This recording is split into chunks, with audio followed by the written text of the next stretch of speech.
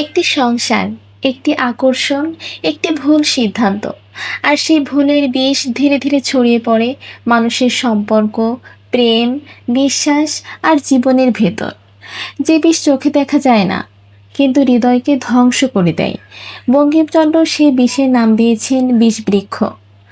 আজ আমরা কথা বলবো বঙ্কিমচন্দ্র চট্টোপাধ্যায়ের গুরুত্বপূর্ণ সামাজিক উপন্যাস বিষবৃক্ষ নিয়ে। বিষবৃক্ষ বাংলা সাহিত্যের এমন একটি উপন্যাস যেখানে প্রেম আছে, সংসার আছে, আকর্ষণ আছে, কিন্তু আছে অবিশ্বাস, নৈতিক দ্বন্দ্ব, বহু বিবাহের সমস্যা, বিধবা জীবনের সংকট এবং মানুষের দুর্বলতার করুণ পরিণতি।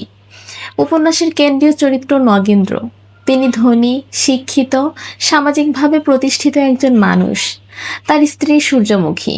সূর্যমুখী সুন্দরী, গুণবতী, স্বামীনিষ্ঠ, সংসারী এবং গভীর ভালোবাসায় ভরা এক নারী। সূর্যমুখী শুধু নগেন্দ্রের স্ত্রী নন, তিনি তার সংসারের আলো। তার মধ্যে আছে ধৈর্য, ভালোবাসা, আত্মত্যাগ এবং স্বামীর প্রতি গভীর আস্থা। কিন্তু মানুষের জীবন সবসময় সর্বপথে চলে না। একদিন নগেন্দ্রের জীবনে আসে আরেক নারী, কুন্দনন্দিনী। কুন্দনন্দিনী একজন তরুণী বিধবা।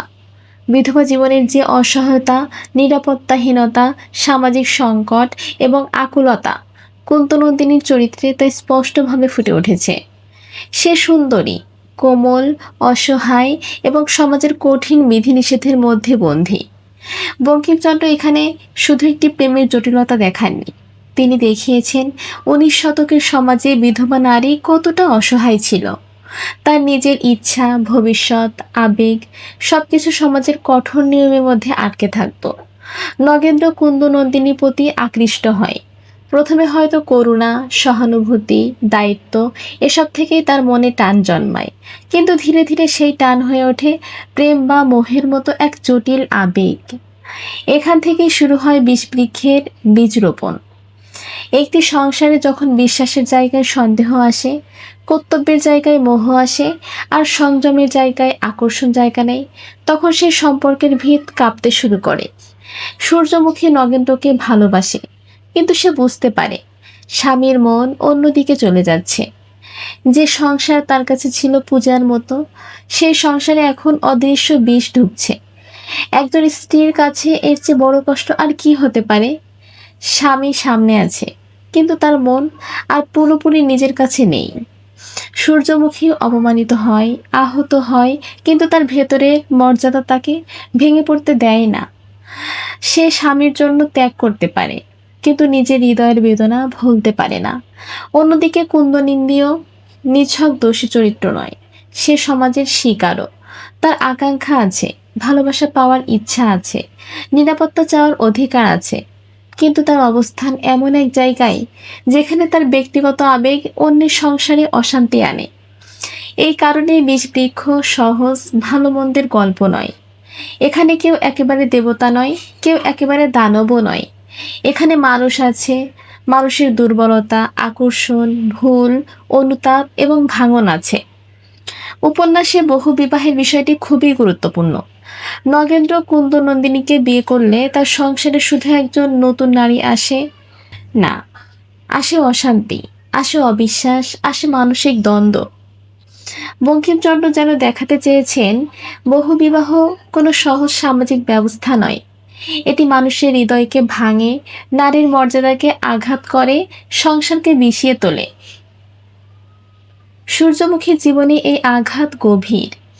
সে যে ভালোবাসা দিয়েছিল, তার প্রতিদানে সে পায় অবহেলা ও দুঃখ। তার আত্মসম্মান ক্ষতিগ্রস্ত হয়, সে সংসার থেকে দূরে সরে যায়। কিন্তু কুন্তনিন্দীয় শেষ পর্যন্ত সুখী হয় না, কারণ যে সম্পর্ক অন্যের দুঃখের উপর দাঁড়ায়, সে সম্পর্কের ভেতরেও শান্তি থাকে না। নগেন্দ্রও শান্তি পায় না। মোহের পথ ধরে এগিয়ে গিয়ে সে বুঝতে পারে হৃদয়ের ভুল সিদ্ধান্তের মূল্য অনেক বড়। এই উপন্যাসের নাম বিষবৃক্ষ। এটি খুবই তাৎপর্যপূর্ণ। বিষবৃক্ষ মানে বিষের গাছ। গাছ যেমন বীজ থেকে জন্মায়, ধীরে ধীরে বড় হয়, তারপর ফল দেয়, তেমনি মানুষের জীবনে ভুল আকর্ষণ, অবিশ্বাস, অসংযম, অন্যায়ের বীজও একদিন বিষফল দেয়। সেই বিষফল হলো সংসারের ভাঙন, হৃদয়ের মৃত্যু, সম্পর্কের ধ্বংস। উপন্যাসে আরও একটি গুরুত্বপূর্ণ চরিত্র হলো হীরা। হীরা দাসী হলেও তার চরিত্রে আছে ঈর্ষা, আকাঙ্ক্ষা, কৌশল এবং জটিলতা। সে কাহিনীর সংঘাতকে আরও তীব্র করে তোলে।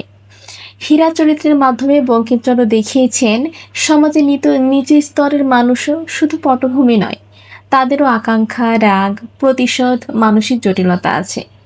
এই উপন্যাসের প্রধান চরিত্রগুলো মনে রাখা খুবই জরুরি। নগেন্দ্র উপন্যাসের কেন্দ্রীয় পুরুষ চরিত্র, ধনী, শিক্ষিত, কিন্তু মোহ ও দুর্বলতার কারণে সংসারে অশান্তির কারণ হয়ে ওঠে। সূর্যমুখী নগেন্দ্রের স্ত্রী, স্বামীনিষ্ঠ, মর্যাদাশীলা, গুণবতী এবং গভীরভাবে করুণ চরিত্র। কুন্দনন্দিনী তরুণী বিধবা, তার সৌন্দর্য, অসহায়তা ও আবেগ নগেন্দ্রের জীবনে জটিলতা সৃষ্টি করে। হীরা দাসী চরিত্র, ঈর্ষা, কৌশল ও কাহিনীর জটিলতা বৃদ্ধিতে গুরুত্বপূর্ণ। গল্পের গুরুত্বপূর্ণ ঘটনা হলো নগেন্দ্র ও সূর্যমুখীর সংসার, কুন্দনন্দিনীর আগমন, নগেন্দ্রের কুন্দনন্দিনীর প্রতি আকর্ষণ, সূর্যমুখীর মানসিক আঘাত, বহুবিবাহের জটিলতা, হীরার ভূমিকা এবং শেষে সম্পর্কের করুণ পরিণতি। বিষবৃক্ষ বঙ্কিমচন্দ্রের অন্যতম গুরুত্বপূর্ণ সামাজিক উপন্যাস। এটি বাংলা সাহিত্যে গার্হস্থ্য জীবনের সমস্যা, বহুবিবাহ, বিধবা সংকট ও নারীর মানসিক বেদনা নিয়ে গভীর আলোচনা তৈরি করেছে।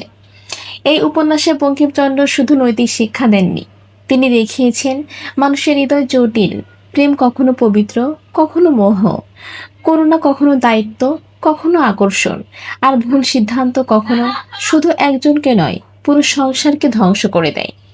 সূর্যমুখী চরিত্রটি পাঠকের মনে গভীর দাগ কাটে, কারণ সে ভালোবাসে কিন্তু প্রতিদানে আঘাত পায়। সে মর্যাদাশীলা কিন্তু তার সংসার ভেঙে যায়। সে নীরব কিন্তু তার দুঃখ খুবই শক্তিশালী। কুন্তনন্দিনীও মনে থাকে, কারণ সে শুধু সংসার ভঙ্গের কারণ নয়, সে সমাজের বিধবা অবস্থার করুণ বাস্তবতারও প্রতিনিধি। এই উপন্যাস আমাদের শেখায় মোহকে প্রেম ভাবলে ভুল হয়, অন্যের হৃদয় ভেঙে নিজের সুখ গড়া যায় না, আর সংসারের ভিড় দাঁড়িয়ে থাকে শুধু আকর্ষণে নয়, বিশ্বাস ও দায়িত্বে। বাংলা সাহিত্য, বিসিএস, চাকরি পরীক্ষা এবং বিশ্ববিদ্যালয়ে ভর্তি পরীক্ষার জন্য বিষবৃক্ষ খুবই গুরুত্বপূর্ণ। মনে রাখবেন, বিষবৃক্ষ লিখেছেন বঙ্কিমচন্দ্র চট্টোপাধ্যায়। প্রকাশকাল 1873। প্রধান চরিত্র নগেন্দ্র, সূর্যমুখী, কুন্তনন্দিনী এবং হীরা। এর মূল বিষয় হচ্ছে বহুবিবাহ, বিধবা সমস্যা, দাম্পত্য জীবনের সংকট, প্রেম ও মোহের দ্বন্দ্ব, নারীর বেদনা এবং সামাজিক নৈতিকতা। শেষ পর্যন্ত বিষবৃক্ষ আমাদের সামনে এক কঠিন সত্য তুলে ধরে। মানুষের জীবনে কিছু ভুল সিদ্ধান্ত প্রথমে মধুর মনে হতে পারে, কিন্তু শেষে সেই ভুলই বিষ হয়ে ফিরে আসে। একটি বীজ যেমন ধীরে ধীরে গাছ হয়, তেমনি মানুষের মনের অসংযম ধীরে ধীরে সম্পর্কের মধ্যে বিষ ছড়িয়ে দেয়। যে বিষ বাইরে থেকে দেখা যায় না, কিন্তু ভেতর থেকে সব নষ্ট করে দেয়। তাই বিষবৃক্ষ শুধু একটি সামাজিক উপন্যাস নয়, এটি মোহ, অবিশ্বাস এবং বহুবিবাহের বিষে ধ্বংস হয়ে যাওয়া সংসারের করুণ কাহিনী। আজকের প্রশ্ন, বিসিএস বা চাকরি পরীক্ষায় আসতে পারে বিষবৃক্ষ উপন্যাসের কেন্দ্রীয় নারী চরিত্র সূর্যমুখীর স্বামীর নাম কি? সঠিক উত্তরটি কমেন্টে লিখে জানান। ভিডিওটি ভালো লাগলে লাইক দিন, আর বঙ্কিমচন্দ্রের উপন্যাস সহজভাবে জানতে চ্যানেলটি সাবস্ক্রাইব করে পাশেই থাকুন। দেখা হবে পরের পর্বে বঙ্কিমচন্দ্রের আরেকটি গুরুত্বপূর্ণ উপন্যাস নিয়ে। ধন্যবাদ।